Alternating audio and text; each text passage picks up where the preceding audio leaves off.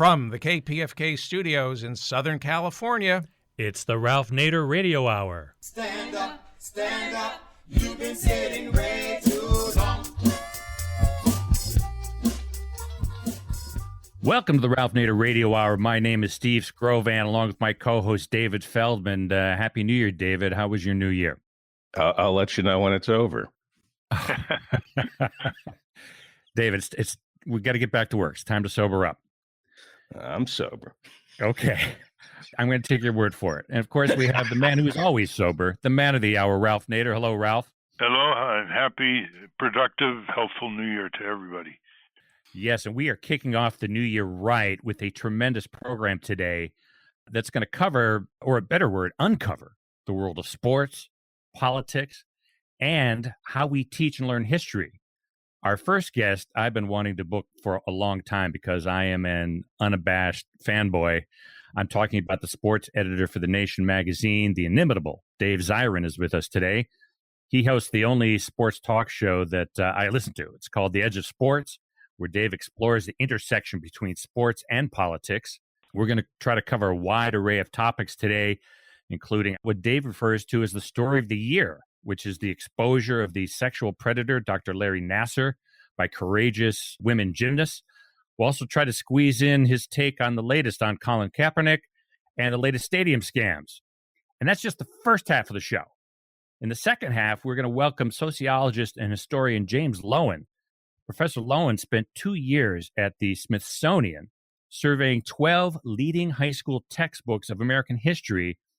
And what he found was an embarrassing blend of blind optimism, blind nationalism, and plain misinformation.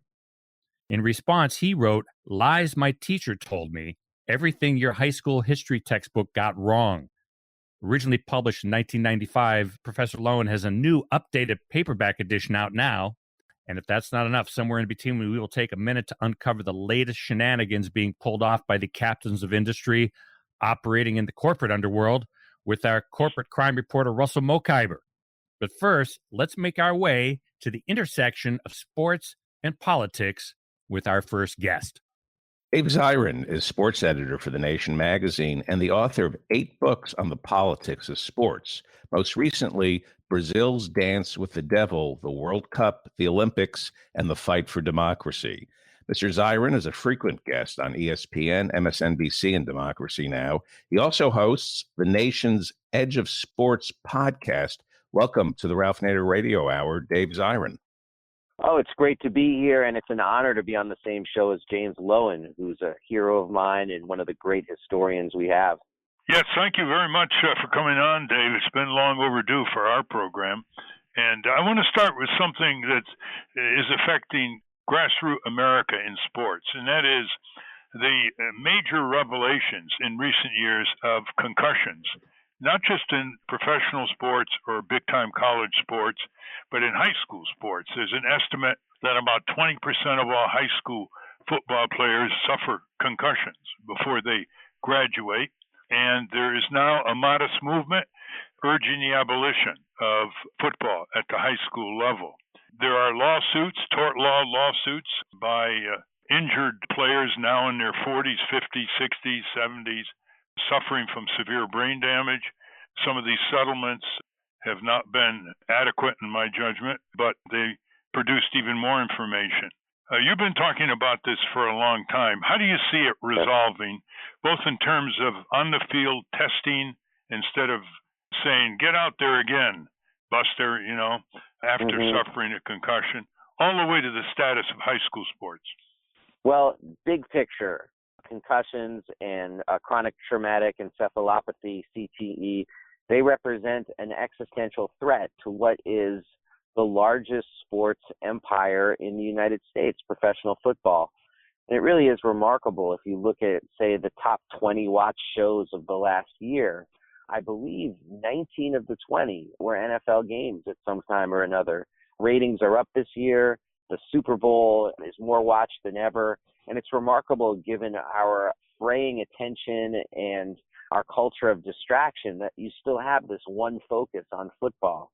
So its importance to America and the American psyche has never been more pronounced than it is in 2019. And yet, this issue of head injuries, much more so than anybody kneeling during the anthem or sniping with Trump or any such nonsense, that's what represents the true existential threat to the sport. And my belief about where this is going to go is it reminds me of a quote from James Reston that we're much more adept at understanding revolution than evolution.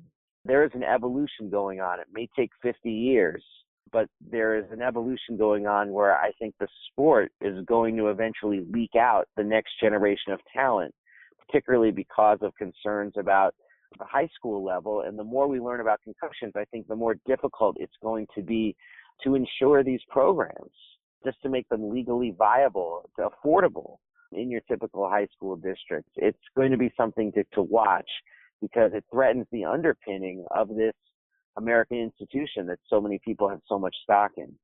So the fear of legitimate liability is freaking out the insurance companies who insure high school sports all over the country. Do you think 10, 20 years from now, there will be more than a handful of big-time high school football sports programs? I think there's going to be a whole network of liability releases, that there's going to be pressure on families and minors to sign. I think there's going to be huge swaths of the country where it just does not exist anymore. And I think that there's probably going to be private funding, not similar to the AAU leagues in basketball, which is going to further, though, winnow the talent, because it's going to mean that the typical folks who play football at the high school level and the typical talent bases in places like rural Florida and Texas and California, they tend to come from very poor communities. And for those families who don't have the option to pay for private leagues in order to be recruited out of, it's going to winnow the talent even further and further undercut the ability of the sport to be competitive and to be interesting. In many respects, I think boxing is a useful parallel in that it can still generate excitement, but it's nothing close to the broad-based popular sport that it was 50 years ago. You know, more and more parents are getting the grim reality. They don't want their youngsters to end up with serious brain damage when they're in their middle age, and they're pulling their students back out of high school sports. Also, more and more parents realize that better helmets don't decrease the level of concussions. In many respects, these new age helmets actually make it more dangerous because it's more difficult to see the damage that's being done. I mean, oddly, if players were still wearing those leather helmets, counterintuitively, one would at least see the bruising and damage on the face or on the side of the head, which would give an indication that a player needs to come out of the game. And yet, without seeing that physical exterior damage, it's more likely for a player to be sent back in or a player to feel pressure to go back in and try to deny the effects of concussions. Let's talk about soccer heading. Where are you on that in terms of concussions? Yeah, I live in a community where heading the soccer ball at the youth level is not allowed. And that's something that you're seeing more and more in youth soccer around the country. It's becoming the norm, actually, in youth soccer, as opposed to it being seen as an exception as recently as 10 years ago, or seen as some far-out, ridiculous overreaction by overly concerned parents. But we know a lot more now than we knew 10 years ago, and we know the threat of heading in terms of concussions. And that's the main thing about this issue, Ralph, that I think people have to get their, pardon my expression, their heads around. And that's that science is not a friend of football. And the same way science was not a friend of the heading of soccer balls. The more we know how deep the damage can be. And the more it creates, I think, not just a sporting question or a medical question, but it creates an ethical question about whether our society, particularly our universities, should be underwriting something to such a profound degree that causes brain damage. And well, you know, the Ivy Leagues, if I'm not mistaken, have now initiated a rule where there is no contact in their football programs during practice, just in regular games, which is too late for Steve Scrovan, who was a Yale football player back when. Sorry, Steve. Right. Yeah, I'm feeling the effects, as you obviously can tell. Is that true? No, No, actually, I never hit it. I was the safety. Is that I true never about hit the anybody. Ivy Leagues? That I'm not sure of. I don't know it on that molecular level. That's actually a piece of new information that Dave has given me. It wouldn't surprise me. And when I played, we did have contact during the week, maybe during the season, 2 days of the week. So it wouldn't surprise me that they've cut it out. Yep, that is the case. It was described in the New York Times as an extraordinary step when they first initiated this in 2016. But, I got to tell you that you're also seeing some signs of that in the National Football League, where they've eliminated a lot of the full contact practices. And again, this is about science not being a friend of the sport itself. And by the way, it's interesting, that the NFL has taken greater steps to do this than, say, the Southeastern Conference. And it's because NFL players have unions, and therefore they have more power than your typical college player to actually enforce their will about how these practices are run. And one thing we know is that it's not the big hits that you see on Sundays that make the crowds ooh and ah. That's not what causes the concussions. It's the repetitive, what are called subconcussive hits that happen every time you say hike and the two sides of the line crash into each other.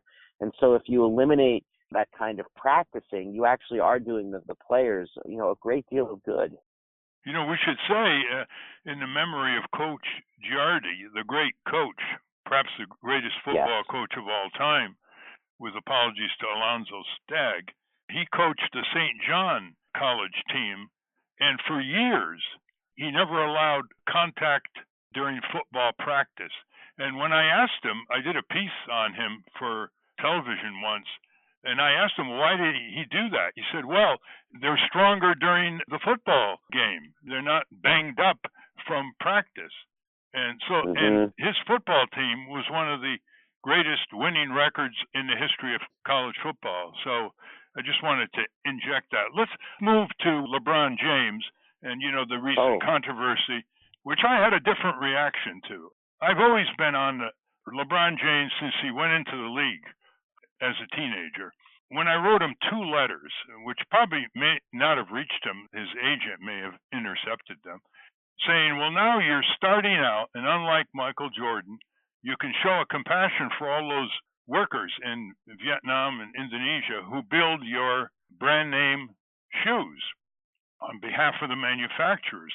These are thousands of workers laboring for serf wages in dungeon-like factories to make LeBron James rich. Well, there was never any response. And then a few years ago, a friend in Maine came up to LeBron when he was playing against the Celtics and asked him about it. And he said, I'm concentrating on the playoffs. I can't think about that now. Have you ever paid attention? Because LeBron has now got a reputation more and more of being a liberal, a progressive. He challenges Donald Trump. He has 40 million followers on his tweet account. Have you ever looked into that side of LeBron James and why he has never done anything? Yeah, I don't have an easy reason for that, except you don't really see, the power of the shoe companies is so all-encompassing in these sports, and they're so lucrative for the players themselves that it's not something that we've necessarily seen. You've seen some instances of players challenging the shoe companies. You've had Chris Webber once when he left his shoe deal. He talked about the way workers were being treated. Stephon Marbury attempted to create a shoe that costs less than $20 because of the materialism that goes into it. And he said, I'd rather own than be owned when he talked about the shoe industry. But as far as like the direct linkages with labor and the treatment of labor, particularly by Nike in Southeast Asia and in China, that's not something you've seen. You've seen universities take a strong stand on this, and you've seen athletes in universities take strong stands on this, but not the top-tier pro players. It's too bad because when he came in the league, he was seen as the new Michael Jordan. He had huge bargaining power. To say to Nike or whatever company was selling his brand of shoe, you've got to increase the wages of these people. You got to increase the working conditions, safety of these workers, and he never did that. And all right, so he was a youngster and he was coming in new and making a lot of money and trying to find his way. and he was under a lot of pressure to perform. But in the last few years, all of that doesn't obtain. I mean, he's a very secure, stable, athletic hero, and I hope that you can bring some attention with your audience about this. Yeah, absolutely. I almost wanted to bring in some of these workers to the United States for a visit in order to confront LeBron James, but the logistics were very difficult on that. Anyway, let's talk about something that we go back a long way in David Zirin. Yes. And that is our concern with the dark side of sports, both amateur and professional. Back in the late 70s, I started the League of Fans. We had a nice newsletter that was pretty full of exposés of abuses of consumers, very high-priced tickets, high-priced food, high-priced parking, etc. Blackout dates on local TV if the stadium wasn't full, taxpayer subsidies to stadiums. And a lot of these have been current themes in your work and your writings, in your books. But I want to ask you a question I can't answer, which is Ken Reed is our policy director. He's out in Colorado. He's a former coach, a former baseball player, a former corporate marketing expert. He loves sports. He got disgusted with marketing abuses, and he became our policy director. And in the process, he's written 3 books that are very well documented called Ego versus Soul in Sports. The second one is How We Can Save Sports, a Game Plan. And the third is The Sports Reformers, his interviews of many sports reformers. And these books just got virtually no media. Apart from not being reviewed in the general press, they were blacked out in the sports pages, and there are a lot of sports pages. As a consumer advocate, I would only love to have a fraction of the space in the daily newspaper that's devoted to sports. How do you explain this kind of studied disinterest in such serious matters that affect the health, safety, and economic well-being of tens of millions of Americans, many of them young? Ooh, that's a terrific question. I mean, I think it starts with the bizarre nature of what sports journalism is all about. And the bizarre nature of it is that you're both partnered with these big industries and depend on these big industries while being asked at the same time to follow your journalistic ethics and be watchdogs of these industries. And unfortunately, the pressures and counter pressures that take place often produces media that is not up to task. Now, I think we see similar things, not just in the sports section of the paper, as you very well know, whether you're talking about particularly political news, where there's a dependence on sources and sourcing in a way that can sometimes blunt the facts or actual investigative journalism. But I just think in the sports pages, it's far more pronounced. You know what's interesting about the sports pages is there are a lot of free-thinking writers. I mean, it's exciting writing. It's full of metaphors, full of specific commentary judgments, much freer in a way than the rest of journalism. But do they ever self-censor themselves? I mean, it is absolutely staggering how they black out a whole set of certain stories. Like we exposed the maniacal number of in-play advertising on New York Yankees radio.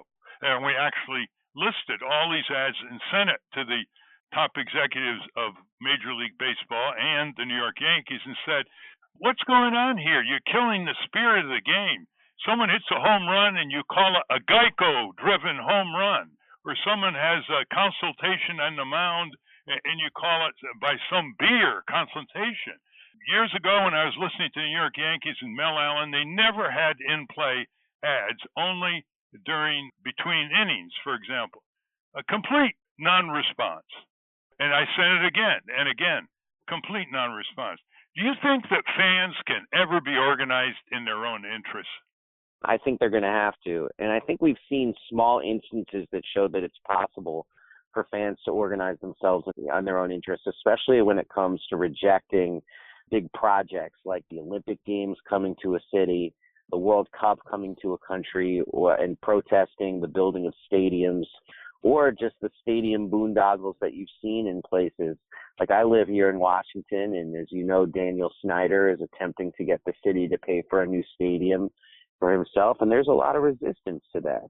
And I think that kind of resistance is the sort of thing that we have to count on and see as the basis for future movements of fans. But it is very difficult to organize fans for the most basic reason of all, and that's that fans see sports as escape. But, I'm proud of some of the fan movements that have taken place. I mean, the reason why the blackout rule, which you mentioned earlier, no longer exists in the National Football League is because of the fan-based movement. That's true. The fans really hate these tax subsidies. It's a left-right coalition, in effect. And the only way they get these stadiums and ballparks and arenas built on the back of taxpayers, and Washington, D.C. is an example of that success. The soccer stadium was built with taxpayer money as well. Yeah, the only reason they get away with it is that they never go to referendum. If they ever went to referendum, none of these tax-supported stadiums and ballparks would ever be built. It's driven by wined and dined city council people, like in Minneapolis, St. Paul, and driven by secrecy. They negotiate with the city and the state or whatever for these tax freebies, and that's the way they get away with it. So you're right there. Well, that's the famous line from Rudolph Giuliani, is that we can't have referendums on these stadium deals because if we did, we'd lose. That's true. Before we get to Colin Kaepernick, just one other beef of mine as an inveterate Yankee fan, but it's pre-Steinbrenner. It's off of Lou Gehrig and Joe DiMaggio days. I'm amazed at how the press has given Brian Cashman, the general manager, a free ride. Is there anybody who's made more errors in buying players and destroying the farm team of the Yankees until very recently than Brian Cashman? And there's never any criticism in the New York sports media. Is that another example of self-censorship, and why? Absolutely. I mean, because the Yankees are the great show in town, and you need to be able to connect with the Yankees however you can. And let's remember, I mean, it's not just self-censorship, because organizations like the Yankees, they will exact their pound of flesh. They will try to reap punishment if you attempt to report on them in a way that makes them look bad. And so all of these are real concerns for reporters. So sometimes it is self-censorship. Reporters, they create walls that do not in fact exist, and they end up spiking their own stories. But sometimes it's fears of very real retribution. We're talking with David Zirin, the great sports commentator, writer, author, podcaster.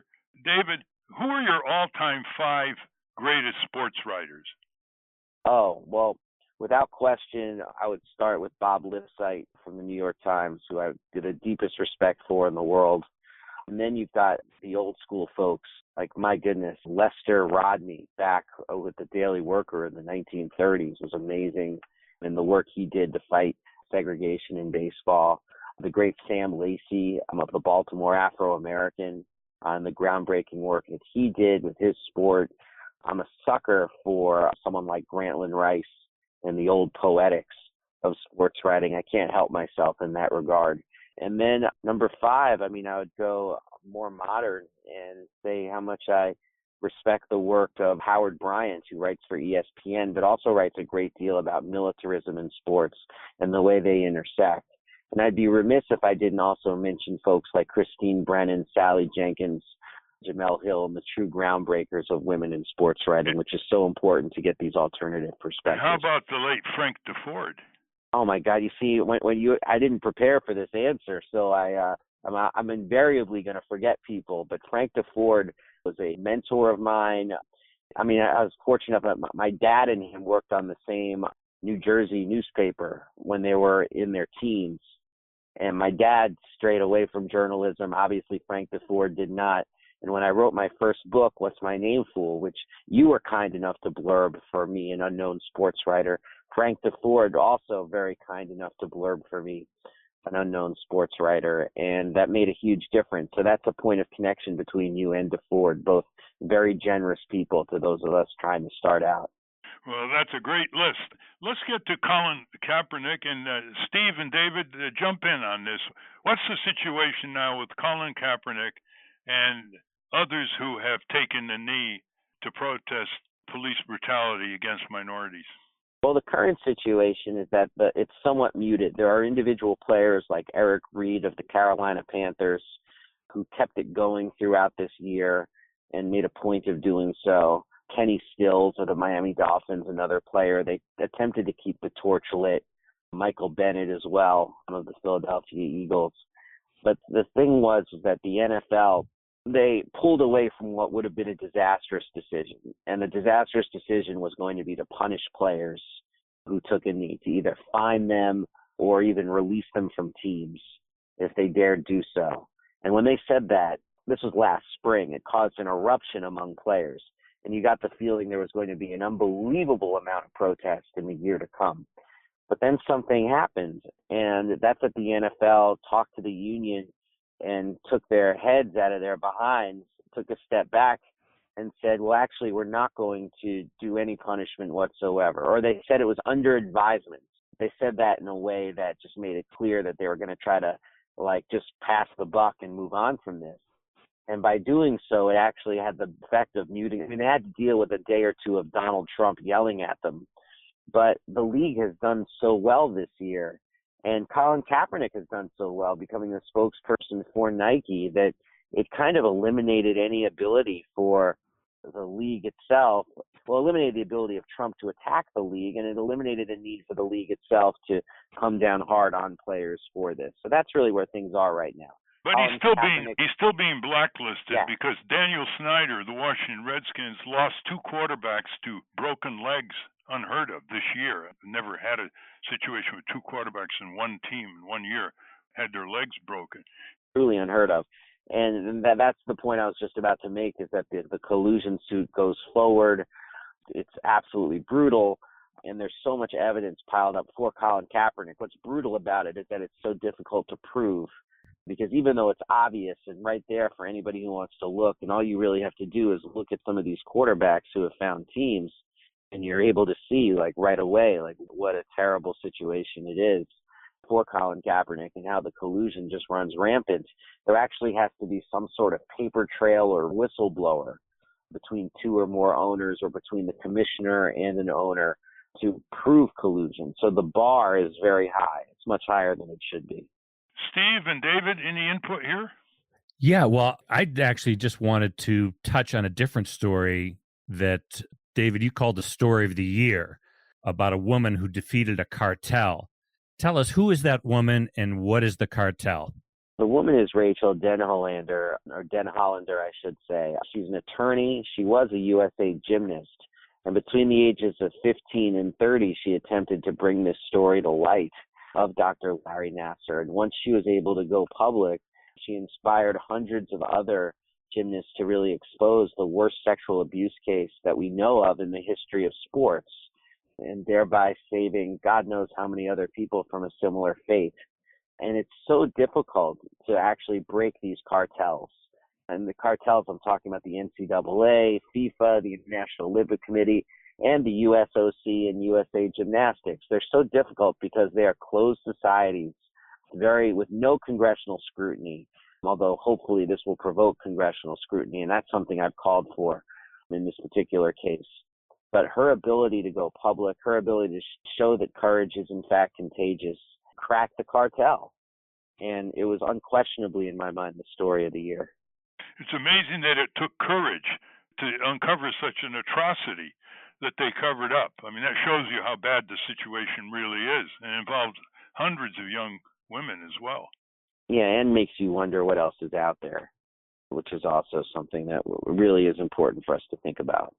Well, our time is up, unfortunately. David, can you give our listeners how they can contact you, how they can listen to you, how Absolutely. They can see what you have on your daily blog, which is one of, if not the most realistic news service on sports?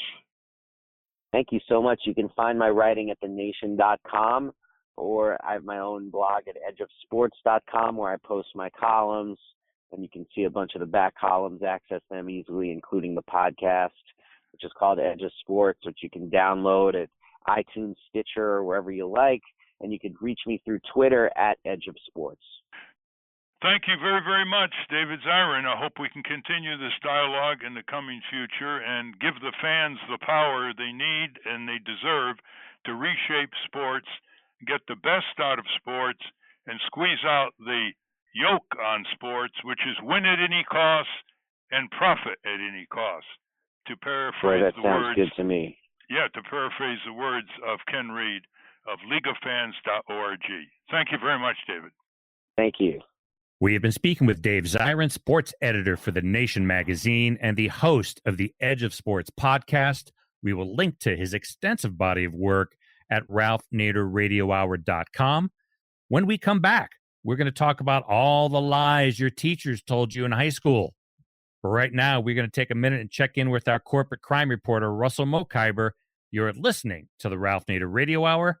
Back after this. From the National Press Building in Washington, D.C., this is your Corporate Crime Reporter Morning Minute for Friday, January 4, 2019. I'm Russell Mokhiber. Olympus Medical Systems Corporation and a former senior executive in Japan pled guilty in Newark, New Jersey to failing to file required adverse event reports involving infections connected to duodenoscopes and to continuing to sell those scopes in the United States despite those failures. Olympus was fined $85 million. Olympus must also abide by an agreement with the Justice Department requiring the company to enact extensive compliance reforms. Olympus admitted that it failed to file with the Food and Drug Administration required adverse event reports in 2012 and 2013 relating to 3 separate events involving infections in Europe, connected to the infection of approximately 22 patients at Erasmus Medical Center in the Netherlands in early 2012, the infection of 3 patients at Clinique de Bercy in France in November 2012, and the infection of 5 patients at Kremlin Bicêtre in France in July 2012. For the Corporate Crime Reporter, I'm Russell Mokhiber. Thank you, Russell. Back in 1995, our next guest was a sociologist at the University of Vermont who spent 2 years at the Smithsonian examining 12 leading high school textbooks of American history. What he found in those textbooks was a lot of bad information. David? James W. Loewen is a sociologist and historian. He's the author of a number of books, including Sundown Towns, Teaching What Really Happened, The Confederate and Neo-Confederate Reader, and the new paperback edition of his most famous book, Lies My Teacher Told Me, Everything Your High School History Textbook Got Wrong. Welcome to the Ralph Nader Radio Hour, James W. Loewen. Hi, glad to be with you. Thank you. I'm going to call you Jim, with your permission, and start out with a peculiar frame of reference, which is, where are you on Howard Zinn's book, A People's History of the United States, which has sold over 1 million copies? Your book has sold over 2 million copies. It's actually used in classrooms. Yes, Zinn's book, just for the record, has sold over 3 million, so he's ahead of me in sales. Wow. And I knew him, and I liked him when he was alive. However, about his book, well, I like it, and I don't like it at the same time. It maybe even depends on the chapter. First thing I don't like, it doesn't have footnotes. Now, in that regard, it's exactly the same as all high school history textbooks. They don't have footnotes either. Well, that's a problem because it keeps kids or anybody else from knowing whether he got it right, from having any place to go and check him out, The second thing I don't like about it is, well, let's just pick on a chapter of his book. He wrote a chapter on the Constitution, and he points out that the Constitution leaves out women, which it does, pretty much leaves out American Indians, which it does, leaves out black folks, which it does, and pretty much leaves out poor people, and it does. And that's his chapter. Well, that's fine. Those are 4 valid criticisms to make. But it's also true that the Constitution did accomplish some things. It did get some things right. I'll name just one.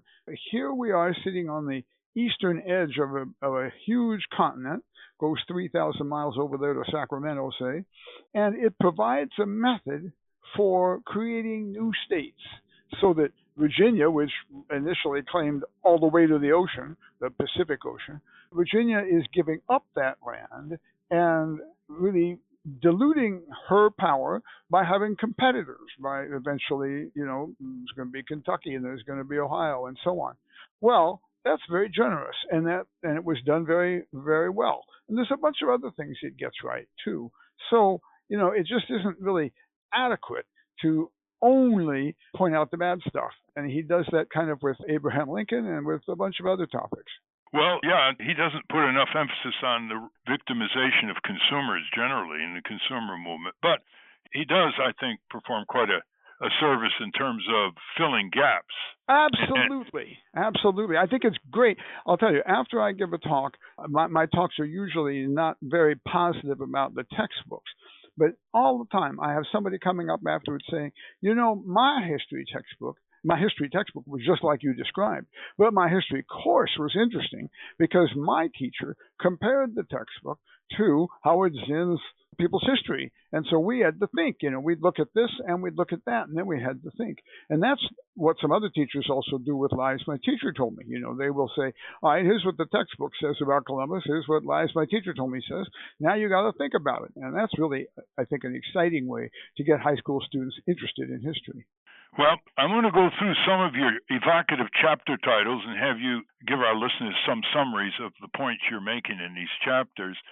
Before that, I want to relate to you a conversation I had with Eric Foner, who's one of the great American historians and deals with realities and not myths. He said that his observations lead him to the conclusion that a lot of high schools today are de-emphasizing the teaching of American history. There's so much emphasis on science, technology, math, or other things. And I thought that was a surprising comment. That's also true. And amazingly enough, the initiative that was put through by George W. Bush, with help from some Democrats as well, Leave No Child Behind movement, which had some good ideas in it, also, unfortunately, kind of became the Leave No Child Untested movement. And so it devolved into multiple choice tests in all kinds of fields, including U.S. history. And my one-liner is, the only thing worse than having a multiple choice test in history, which is really boring and teaches twigs, Columbus sailed the ocean blue in, 1491, 1492, put up three more dates. The only thing worse than a multiple choice test is no test at all, because if you don't make history one of the key things you're testing, then people aren't going to emphasize it at all. They're going to emphasize those things that are tested because they know full well that they can get hired or fired on the basis of how their students get tested. And so a lot of school systems in many states have dropped all standardized testing in history, and therefore the teaching of history gets similarly de-emphasized. Of course, it'd be nice if they just had essay tests instead of Wouldn't that be interesting? Yes. A, B, C, D, none of the above. If you have to write an essay, you almost have to think about the darn topic, That's right. Well, the purpose, listeners, of this interview, among others, to get you to be interested in your own high school history courses and have Parent Teachers Association begin reflecting what I hope you will receive as the wisdom of James Loewen. So let's start with Chapter 1, which is Handicapped by History, the process of hero making. What's that about? Well, I focus this on two folks, actually. A guy named Woodrow Wilson, who a lot of historians actually who should know better, and a lot of Americans think should be the fifth face on Mount Rushmore if they were going to be five. President, of course, during World War I. Focuses on him and on this woman named Helen Keller. Of course, almost everybody knows that she wasn't born blind and deaf, but soon became blind and deaf, maybe as a 2-year-old. But she overcame and was able to read and write and even speak and so on. And what? That is to say, I have asked hundreds and hundreds of students, okay, what did she read about? What did she write about? What did she speak about? What did she do when she learned how to read and write? And what did she do, in other words, with the rest of her adult life? And about 1 in 500 knows. And often that person is someone who is deaf or who has some connection with somebody who is deaf, because the deaf community actually learns something about her. But we mostly don't. We just learn she's the little girl who overcame, Well, that's very true, because she was a tremendous progressive. It turned out she fought for workers' rights, women's rights. Exactly. You're right. It's all about overcoming a handicap, which, of course, was a spectacular breakthrough. Yeah, she did overcome, but then she did stuff, exactly. And in fact, she became a socialist, and she really became a communist.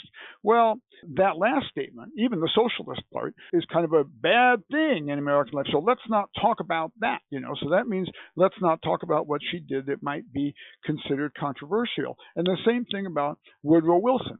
In fact, I just this morning I read maybe a 6-page interview on the web with a new biographer of Woodrow Wilson, and this interview goes on and on and on, and never mentions the two things he did that I mentioned in this chapter. The first one is he was an incredible racist. He was more racist than any president we've had since the Civil War, or at least since Andrew Johnson.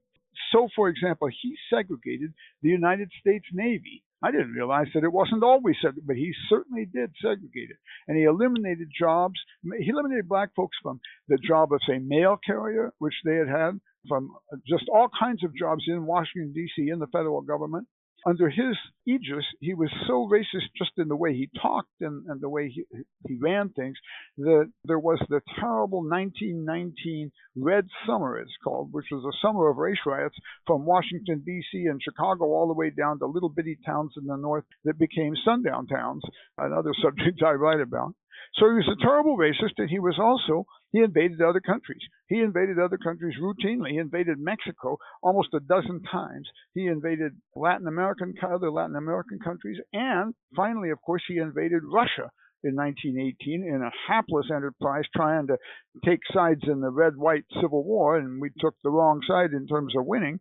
Well, instead, he's considered a great peace lover, and of course, he did push for the League of Nations. He did do some good things, but we have to teach these people as they are. We have to include the bad. Unchallengeable what you're saying, Professor Loewen.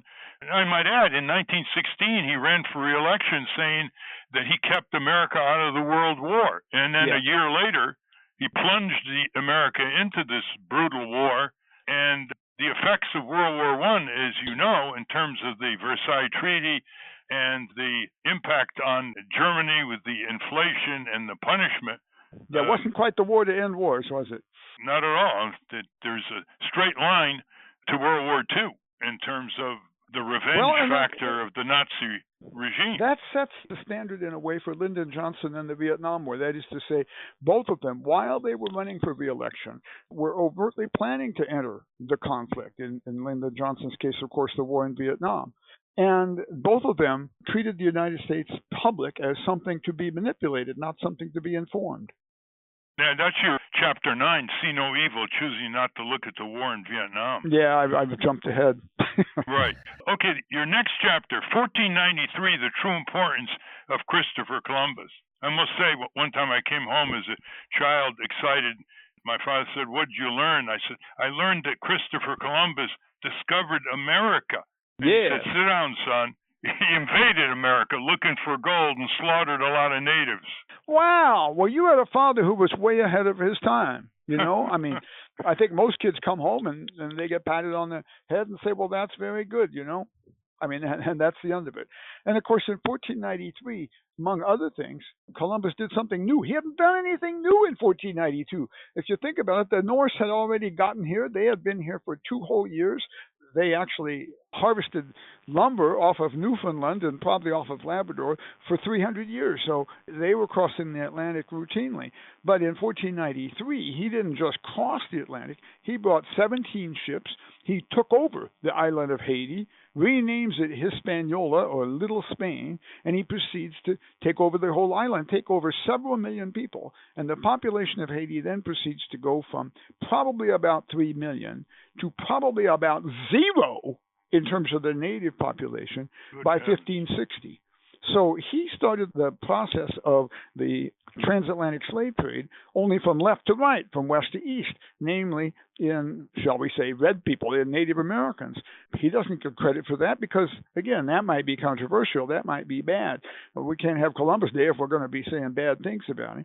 So we don't learn anything real about Columbus. We learn a bunch of unreal things like he proved it round. Well, any sailor already knew that the world was round because you can see its roundness when a ship goes over the horizon as the roundness of the earth gets in the way. When it goes over the horizon, first you can't see the hull, then you can't see the sails, finally you can't see the little flag on top. So he didn't prove the world round. We knew it to be round. Instead, he started the slave trade. He did various other things that aren't quite so nice. Well, we named the day after him, Columbus Day, as a holiday, but that's beginning to be changed with people in this country saying we should really have a day in the memory of the indigenous natives of our land who were a lot of subjected states, to genocide, tribe after tribe wiped out, and others diminished. A lot of massively. states have actually, several states have switched, and a whole bunch of cities have switched, and they call it Native American Day or Indigenous Peoples Day. And you know what? It works just the same. You still go out and buy stuff, and capitalism works, and the system has a nice sale day, and Commercialism uber alles, yes. Yes. The next chapter is the truth about the first Thanksgiving. I'm looking forward to that one. Yeah, well, we don't get Thanksgiving totally wrong. Thanksgiving did actually kind of occur. There was this nice 3-day get-together of the people that we now call pilgrims. They weren't called pilgrims back then. They were called the English, or they were called separatists. There's several interesting things about Thanksgiving, and this is coming out pretty soon, pretty well every November these days. Like last November, somebody wrote a whole kind of expose on Thanksgiving for the New York Times that relied a lot on what this chapter says in Lies My Teacher Told Me. The first thing that's kind of obvious is the United States didn't start in 1620. A lot of people kind of think it did. Well, if we started with white folks rather than, say, with black folks or Native Americans, well, what about the Spanish who were in New Mexico and in Florida in the 1500s? Or if you have to speak English in order to count, well, then what about Virginia, which gets founded in 1607? But besides that, now, of course, there's some things that happen in Virginia that cause us to not want to emphasize that so much. Let's talk about Massachusetts. It's nicer. But then we got to think about, why did the Pilgrims succeed so well in Plymouth, Massachusetts? And the key reason is because it already had been a town. It had been a town called Patuxent. It had cleared fields. It had a nice cleared out spring. About 2,000 Native Americans had lived in this town. What happened to them? Well, just before the Pilgrims landed in about 1615 or 16, there was a huge plague that swept through coastal New England, killed 95% of all the people. And in the case of Patuxent, now and soon to be Plymouth, the few remaining natives, they were so few and there were so many dead people, they just had to abandon the place. And the only guy who survived was a guy named Squanto, and we all know the story of Squanto. But the interesting reason why he survived was because he wasn't there at the time. He was from that village, but he was in England at the time. He had been stolen and enslaved. The slave trade didn't stop with Columbus. The British fishermen were continuing the slave trade of native people. So were the Portuguese stole so many people off of Labrador. They called it Labrador because that's the place they got laborers, and Labrador and laborer comes together in Portuguese. So that's why Squanto knew English, and that's why Squanto could interpret. He had been taken back to America by a really nice British fisherman. In other words, what I'm going to conclude it by saying is, the truth about the Pilgrims is more interesting than the kind of sanctimonious, wonderful meal that they fed to the Indians myth. Well, let's go to John Brown and Abraham Lincoln, the invisibility of anti-racism in American history textbooks. We can jump there. You actually kind of skipped the chapter. That is, there's a just in the interest of time. Yeah, I understand. There's 2 chapters about racism. The first one is the invisibility of racism. And the reason that that's important is because we talk about slavery. The textbooks are actually halfway good about slavery, I'm happy to say. They didn't used to be. But we did end slavery, didn't we? I mean, it's over. So it's kind of an American success story, even if it was terrible while it was going on. But racism, which is slavery's handmaiden, the ideology that accompanies slavery that makes it, quote, okay, unquote, that didn't just go away in 1863 or 4 or 5 whenever slavery ended in a given place. So you look in the textbook index, you don't even find racism under R, and it's not because of bad indexing. It's not treated very much because it's a continuing problem, and it's therefore controversial. Can't have any controversy. So I pair that chapter with Lincoln and John Brown because both of these people, of course, were anti-racist, and they were certainly anti-slavery.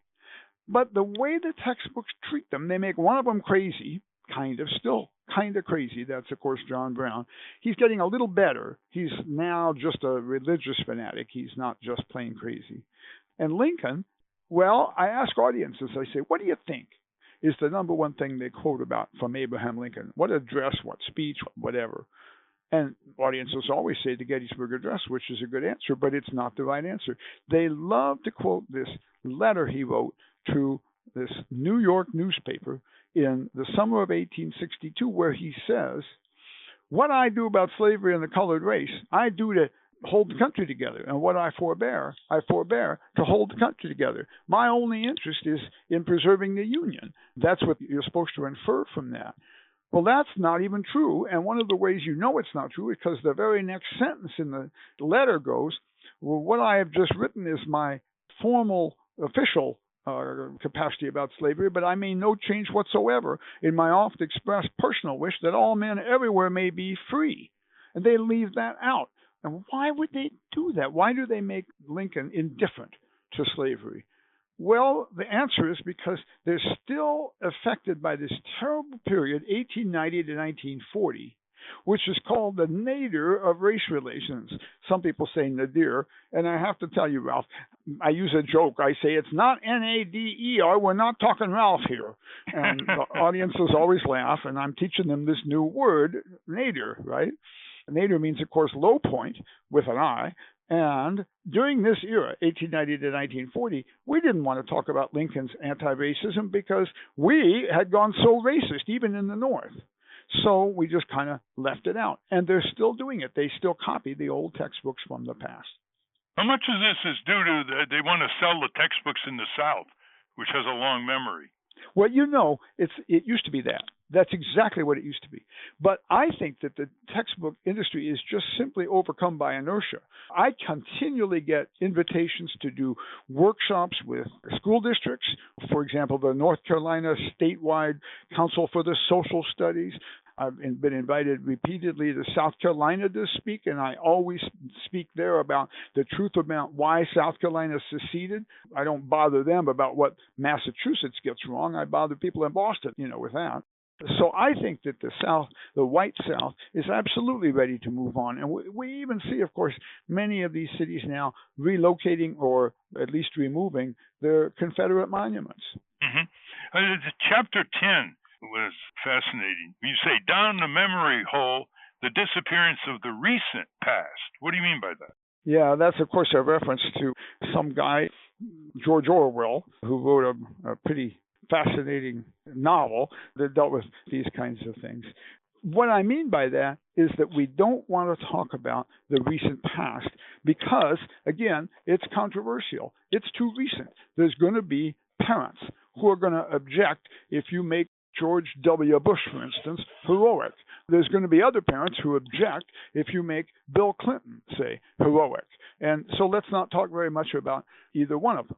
And so as a result, the period of time, let's say after 1970, gets far less talk than it should, far less attention. And then on top of that, we got the problem that the teachers never get to the end of the book anyway. Well, unfortunately, we're running short of time. What is the chapter 13?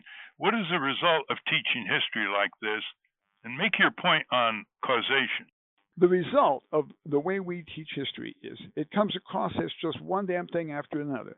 And you're supposed to learn all these, I call it twig history. We're not teaching the forest with the trees. We're not even teaching trees. We're teaching twigs, And so the result is that students can't think causally. They don't apply history to the present. If you did apply history to the present, again, it might be controversial. For example, we know from the nadir of race relations what causes racism to increase and when it has increased. We also know from some other periods what causes racism to go down when it has decreased. Well, we could think about that today, and we could see whether there's some things going on today that are overtly causing racism to go in each of those two directions, actually, depending on what we look at. That is such an important point. And what would you tell parents listening to this program? What should they do in terms of middle and high school history courses for their children? And what history texts would you recommend? Well, I actually don't recommend any of the big, fat history textbooks because we have the web, and the web has all kinds of bad stuff on it, sure. But it also has the Constitution. It has like 200,000 historic photographs at the Library of Congress alone. It's got websites on the Civil War that have all kinds of solid information. And even the bad information has the advantage of sometimes being so overtly bad that it almost forces you to become a critical reader and a critical thinker. So I think we need to adopt the 300-page paperback, and then we can't just read the dead history book. We have to go read some outside sources. We have to think. So I wouldn't recommend one textbook above others, although you mentioned Foner's. Foner's is kind of aimed at college, but he did write it, unlike most of the textbooks who are not by the people who are listed as the authors. And I proved that, incidentally, and have never been sued for saying it. These people just rent their names out, and they don't even bother to read what they supposedly wrote, which is one of the reasons why these books continue to have all these errors. What I think a parent should do, actually, is to read my book, and I even think they should buy it. And here's why. I don't usually hawk my work, but the reason they should buy it is they should read the book. Don't mark in it. Keep it nice. Take notes, but read it. And then if you think I make some good points, give it or have your kid give it to his or her high school history teacher. Hit him upside the head with it if necessary. And the teachers will, under those circumstances, read it, because I've actually talked with a number of people who have had students do that, and they even just have to read the book just in self-defense because the student is criticizing them from the back of the room if they don't. Well, we're out of time, but this is a great educational service that you've been engaged in for over 20 years, Professor Loewen. And, well, it's been fun, too, and I think if people get into history, they will find it's fun. Well, on that note, thank you very much. We've been talking with Professor James Loewen, author of the book, the raging best-selling book, Lies My Teacher Told Me, Everything Your American History Textbook Got Wrong. Thank you again, and a happy and productive New Year. It's been my pleasure. And that's our show. I want to thank our guests again today, Dave Zirin, sports editor for The Nation, and James W. Loewen, author of Lies My Teacher Told Me. For those of you listening on the radio, we're going to check out for a moment. For you podcast listeners, stay tuned for some bonus material we call the wrap-up. We've got some more great stuff with Professor Loewen, and a transcript of this show will appear on the Ralph Nader Radio Hour website soon after the episode is posted. Join us next week on the Ralph Nader Radio Hour. Thank you, Ralph. Thank you, everybody. A happy, helpful, productive New Year. And if you're interested in Ken Reed's books, you can get them by going to leagueoffans.org. They're very down to earth, and they relate to your neighborhood as well as your society at large. Hi, this is Jimmy Lee Wirt, producer of the Ralph Nader Radio Hour. Welcome to the wrap-up. First, Ralph asked David Zirin to give him a book recommendation. Now, if the listeners want to have their youngsters who are in middle school, high school, college, read or access some of your materials from this vast store of information you pour out regularly, what would you recommend that they tell their youngsters to read or watch? Oh, great question. I mean, I would start with finding out what they're interested in. And I wrote this book this year with a football player, Michael Bennett. And I would seek out that book because Michael speaks and writes in a very plain-spoken way, and he covers a lot of the issues that we've talked about on this broadcast. And the title? Things that make white people uncomfortable. Things that make white people uncomfortable, by David Zirin and Michael Bennett, who plays for what team? The Philadelphia Eagles. The Philadelphia Eagles.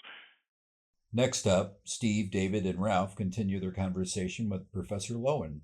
Thank you, Professor Loewen. Hey, if you have an extra minute, I have a question I'd like to ask you. Okay. Speaking of recent history, how is 9/11 being taught in schools now? And That's a whole chapter. That is the chapter that Ralph was asking me about, but we didn't have time to get into the substance of it. And it turns out that actually I read 6 new history books that treated that. Obviously, the first 12 books I read for the original Lies My Teacher Told Me couldn't have treated it because the book came out before that happened. And of the 6 books that could have treated it halfway decently, one of them actually did. So I'm actually kind of impressed or happy with that one book. It's otherwise not particularly great, but it actually did a halfway decent job. And what was it about that book that they got right? Well, they didn't say, for example, they actually mentioned why. Okay, mostly the other books just kind of assume that it was a terrible thing, and they spend a lot of pages on the what. Here's what they did. But, there's no, kind of like, George Bush was president, and he said, well, they did this to us because we're good. That's basically what Right. he said, because they envy our system. And so when people tell that to me, I say, well, that's interesting. Why didn't they attack Sweden? And people say, well, you got a point there. Well, of course, they didn't attack Sweden because Sweden isn't involved in the Middle East. And I said, well, bingo. Well, now we're getting to why they did it, because we are involved in the Middle East. So there's some actual rationale. There's some reasons why they did stuff. So that made it somewhat better that they did actually talk about that. Incidentally, it was in studying these chapters that I discovered 2 chapters almost identical from 2 different sets of authors. One was the famous Borston and Kelly, Daniel Borston, Librarian of Congress, 2-time Pulitzer Prize winner, Brooks Mather Kelly, Chief Archivist at Yale. And he wrote, well, they didn't write. They allegedly wrote one book, and the other book was written by 4 professors, mostly at Miami University of Ohio. Alan Winkler allegedly wrote the modern stuff in that book. And I called them up, and I pointed out to them that their book was identical to this other book. I talked with Kelly, Borston had just died, and I talked with Winkler. And they both said, when I told them, they both implied that they had written the book. When I told them it was identical to this other book, they both said, and I quote, "Oh no, that's terrible." And what happened was, Prentice Hall, in its infinite wisdom, the largest single textbook publisher, instead of hiring 2 hacks to write 2 chapters, saved money and just hired 1 hack and used it twice. You pointed this out in your preface, didn't you? Yes. Yeah. I have a quick question, if you don't mind, Professor.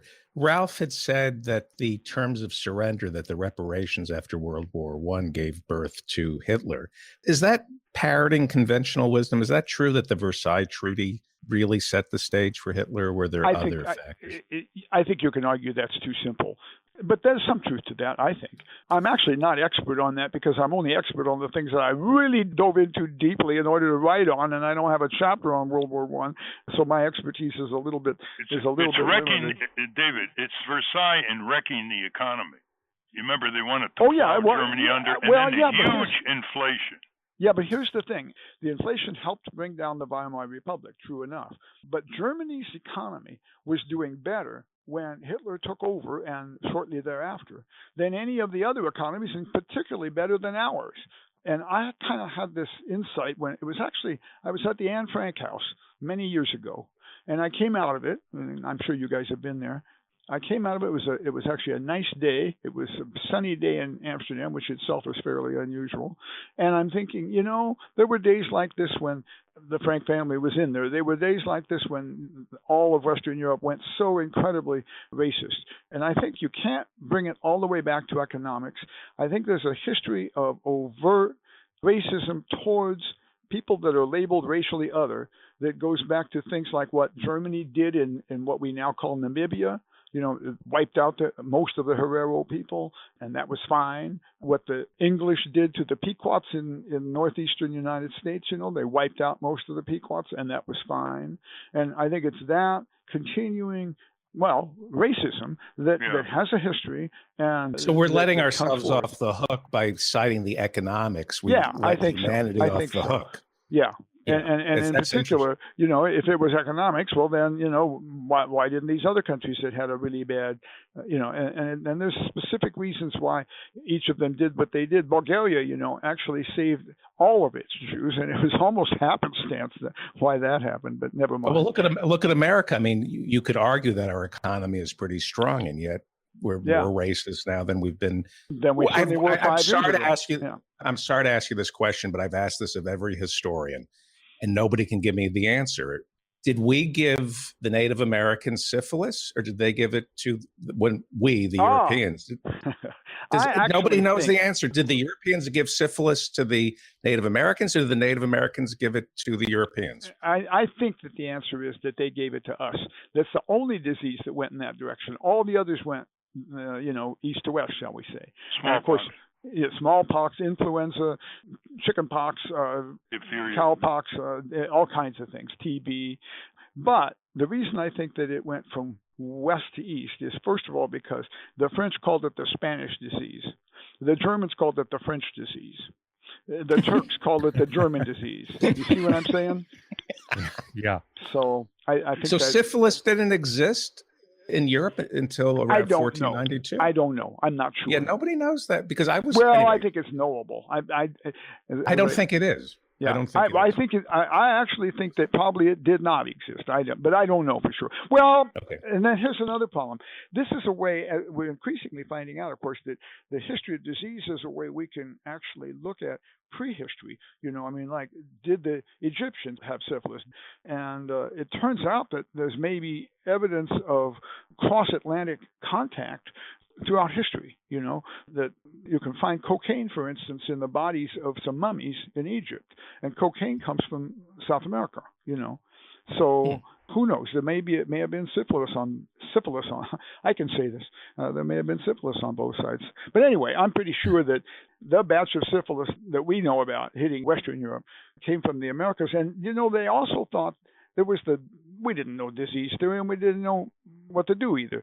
So there was the thought that if there's an illness, well, in that area, there's also an antidote. There must be somehow. I mean, this is kind of non-scientific thinking. And so the antidote for at least a couple of decades was thought to be sassafras. Did you know that? No. And so there was a huge trade. Sassafras is a delicious smelling plant. It was the key ingredient in root beer until it turned out to be mildly carcinogenic, and it got removed from root beer when Ralph and I were kids, and the sales of root beer plummeted. You remember, Ralph, it used to be when you went to let's say a drugstore, you'd either get asked to have, you probably choose between a cola, Coke, 7-Up, or root beer, maybe orange. Well, root beer dropped out and the sales went through the floor because they abandoned sassafras and they had to come up with a substitute.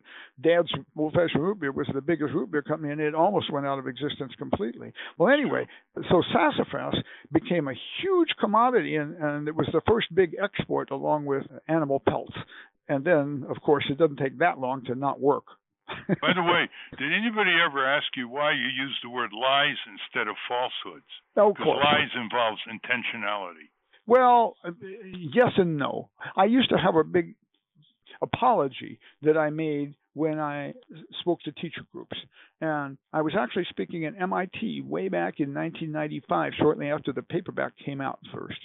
And I was making this apology because I didn't want to offend the 200 teachers who were listening to me. This is a summer institute MIT was having for high school history teachers, believe it or not. And I got interrupted by this African-American teacher and this white American teacher, and they both interrupted me and said, look, if we're just saying what the textbook says, then we are lying, and so let's get on with the lesson. and of so course, falsehoods after a while turn into lies, don't they? Well, because innocence is lost. Yeah. I mean, so I have a whole shtick I do on this, for example, with regard to what I got taught in second grade, which is that the Dutch bought Manhattan for $24 worth of beads, right? Well, that turns out that's total bullshit. Do I think that my second grade teacher, whose name I even still remember, do I think that she sat there and said, now, how can I lie to my students today? Well, no, I don't think she did. I think she said, well, this is a nice story. I'll tell them this story today, probably in October, coming up to Columbus Day or shortly thereafter. Now, the good thing about it, and I'm saying good in quotes, the good thing about it, what makes it such a nice story, is that it makes white folks the good guys, right? We didn't steal it from the Indians. We bought it from them fair and square. And they were pretty stupid about it. It didn't even cost much money, That's true. And so it makes us look good and makes them look benighted. So it's just a real estate deal. Yeah, exactly. Yeah, there you go. Are you making a current reference? I hope not. It's the art of the deal. Yeah, so that would be a good book title. All right. Well, this has been great. Unfortunately, you're not taping it. No, well, we are. And actually, okay. This portion we will we'll put do in our another little hour bonus then. section. Yeah. We'll Oh Lordy, I hope they're tapes. Yeah. The James Comey reference. Sorry. Yeah. There you go. I got that. I didn't catch it. it until that's very good. Yes, Professor Loewen, this conversation, probably starting with my question, will be in a little bonus section at the end of the podcast version. So we have a radio version that's about 57 and a half minutes. and then the podcast version can go on forever, and we'll put this in the podcast version so people Okay. have the full. All right. Well, Did you know it was being taped? Do you want anything out? No, I don't think I said anything. It has to Yeah, come out. it's really No. good. Yeah. All right. Good luck to you. Thank All right. you. All right. Have me on again sometime. We'll talk about sundown towns. Yeah, if you want Love to get to. my column automatically, electronically every week, go to nader.org. I will, and that's spelled Nadir. No, N-A-D-E. I am kidding. I'm kidding. Yeah, okay. You get 7 minutes of agitation that you can send to your friends. Okay. All right. It's a high point. All right. I'm hanging up. All right. Bye-bye. Ralph Zenith. You probably never get tired of that one, Ralph, right? Huh? You probably never get tired of the Nader thing, right? Well, very few people raise it like him because he's very learned, you know. Yeah. The two of you, that was not long enough. That could have gone. Oh, wow. That was great. Yeah, that should be an hour. Now, in this section, Ralph makes a point with Professor Loewen that David picks up on later.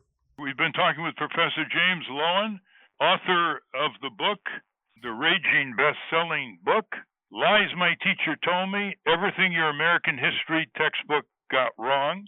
And I might add, when I was studying at Harvard Law School in the case books, there never was a single case involving litigation over slaves, even though that was a prime area of civil litigation in the courts in the South especially.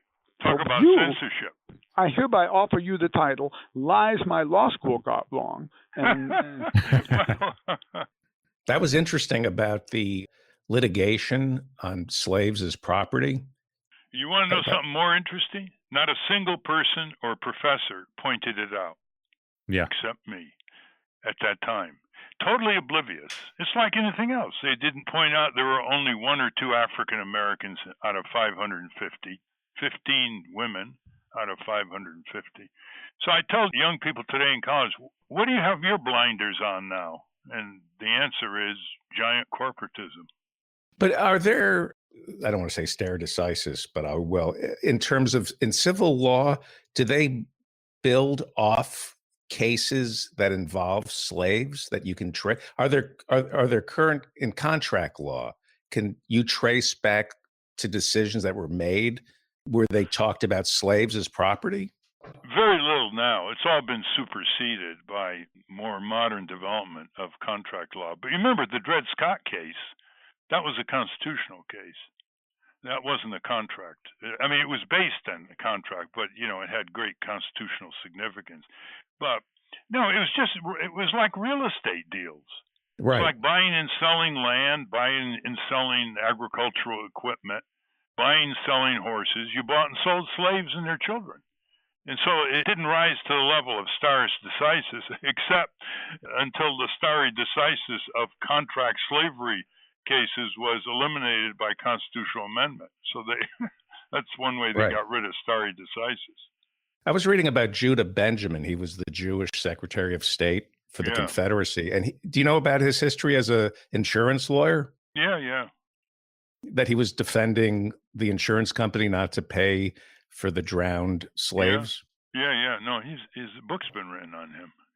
Yeah, it's kind of interesting that he argued that the insurance company didn't have to pay for the slaves because of the conditions of the slave ship.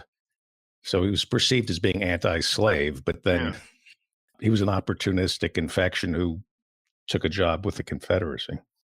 And finally, the boys get into an extended conversation about healthcare. You wrote that piece, I think it was like 25 reasons the Canadian healthcare system is did you like that? I loved it. I wanted to ask you, did anybody correct you? Because everybody says in America, we don't want the Canadian. Did anybody write to you? All I can tell you is I haven't seen the email traffic, and Matt hasn't told me, so I'm assuming there was very little reaction. I sent it to some Canadian friends, and they all said, God, we love Ralph Nader. I was expecting them to say, no, well, what he left out is blah, blah, blah. Somebody told me, a Canadian told me he would never die for his country, for a war, but he would die for their healthcare system. Oh, that's great. Yeah, that's true. Overwhelming support. And it reaches 98% once you tell them what the U.S. system is like down south of the border. What? They can't believe the conflicts we have. Pre-existing conditions? What is that bullshit all about? Yeah. And you know what one definition of pre-existing condition was for many years by the insurance companies? Pregnancy. What? Pregnancy, yeah. Yeah. Wow. I mean, how do you make this up? Yeah. They've That to had me, their time. They've had their time. It's time to displace them completely. Yeah. to me, it is the single big, when you break through all the identity politics and everything, it is the only thing to me that matters is Medicare for all. If you can't get that solved, we can't do anything in this country. Since Harry Truman. And you can curse the labor unions for not hiring 1,000 organizers and getting it in 40, 50 years ago, when only 3% of the GDP was healthcare in 1962. 3%. It's now 18%. So it's more difficult. The labor unions got theirs. Who cares about the rest? Yeah. Is that because I know with the Writers Guild, the reason you want to get vested is for the health insurance. Were they threatened? Are unions threatened by the idea of the competition of the government providing health care? That could be. If they got, like the UAW got such a deal with GM, they didn't want to be part of a lower common denominator. That's maybe part of it. Yeah, because I think the big part of it is, why should they expend their capital on this? They have other important fish to fry. I think that's the bigger one. Right. I'd be curious because the only thing one of the only things that my union has to offer is a Cadillac health insurance program. And I think the rank and file would not be as supportive of the Writers Guild, Steve, if it weren't for this health care. And I wonder how motivated the Writers Guild is to have universal health insurance. I think it's a threat to the Writers Guild. Steve, are you part of the Writers Guild? Yeah, we both are. And I would say... Is it a better deal than AFTRA, SAG? It's pretty amazing. It's pretty good. And they call it Cadillac because it actually covers things. Like, what do you have to... You mean someone can just join the Writers Guild and get covered? No, you have to... There's certain...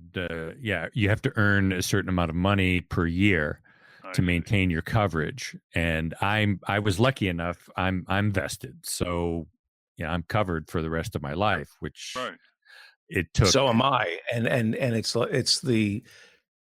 it's such a relief not to have to think about that. Well, how do you deal with Medicare? You don't need Medicare? Well, I'm 25, right? No, I mean, once you go into your late 60s, 70s, you don't sign up for Medicare? I think we do. I think they fill in the gaps.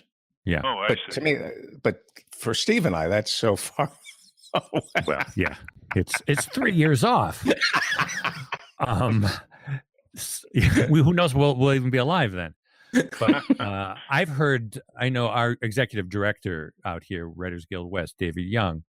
I've heard him speak positively about Medicare for all. That he thinks that's the way eventually it goes, but they have to deal right now, in our case, with these companies. And I think from his point of view, I think he would rather not have to negotiate on healthcare. And we actually had to do in the last negotiations, a few cuts. And I'm sure that he would rather not have to even have that part of the negotiation. That's why the former head of GM was for single payer. Jack Smith was head of GM Canada, became head of GM Global. He was asked by a reporter, he said, it works pretty well in Canada. And what he really meant was they didn't have to spend it. Yeah. Yeah. I mean, like we've talked to the businessman, I'm forgetting his name, who did Fix It. It seems like there is, on the union side and on the company side, it seems like a no-brainer. Let's just take this off the table. Yeah. What would be interesting is we've done how many episodes? 250? 252. This is 252. 252 is to go back and look at what we were first talking about, because they just raised the minimum wage in New York State to $15 an hour. And I remember Ralph talking about that when we first started, and that was like, yeah, sure. And the idea that Medicare for all would be where everybody, where it's like people are saying If the Democratic Party doesn't run on Medicare for all, there's no point in having a Democratic Party. I can't imagine people saying that when we first started. Right. Yeah, oh yeah, the dialogue has changed. However, you know what is the new entry into the potpourri? It's typical history.